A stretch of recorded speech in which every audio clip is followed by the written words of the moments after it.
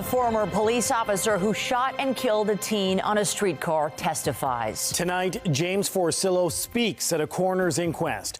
What he says would have changed everything on that summer night more than 10 years ago.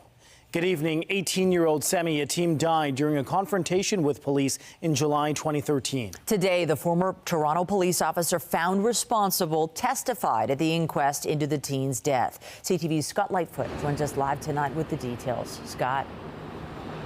Well, Michelle, this is not the first time that James Forcillo has taken the stand.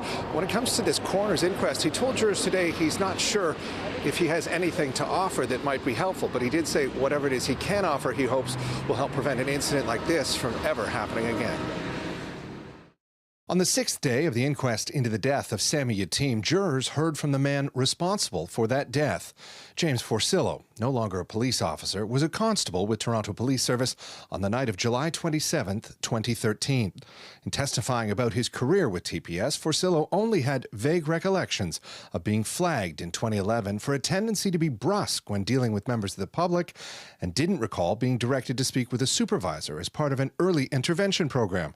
Forcillo told jurors there was, quote, nothing sinister about 5 use of force alerts he caused in 2012, saying it was a fluke, and called himself a bit of a magnet when it came to use of force incidents, acknowledging that he often just happened to be the first officer on scene, as he was that fateful night, something that had happened in previous incidents with less lethal consequences. 18-year-old Yatim was alone holding a small knife on a downtown streetcar when he was shot multiple times by Forcillo. When asked if there was anything that would have helped him make better decisions on the night of the shooting, Forcillo said, a taser. A taser would have changed everything. At that point, only frontline supervisors worked with the tasers. That particular night, there was a real shortage of supervisors, and when you need a taser, you need it right now. You don't need it in 5-10 minutes, right? So having had just a taser, none of us would have been here. Forcillo was convicted of attempted murder and sentenced to 6.5 years in prison. He was paroled in 2020 and remains on parole until May.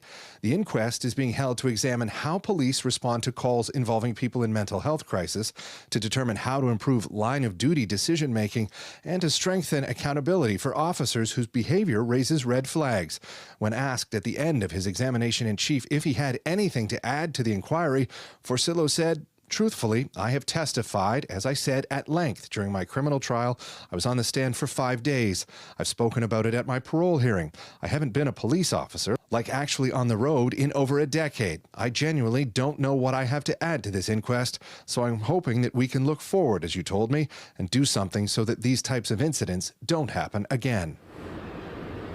And that really is the point of this inquest. It is not about finding fault or blame. That has been dealt with in the criminal trial.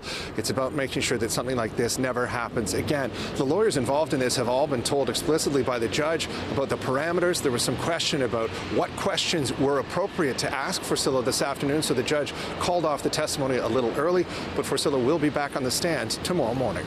Reporting live, I'm Scott Lightfoot. Michelle, back to you.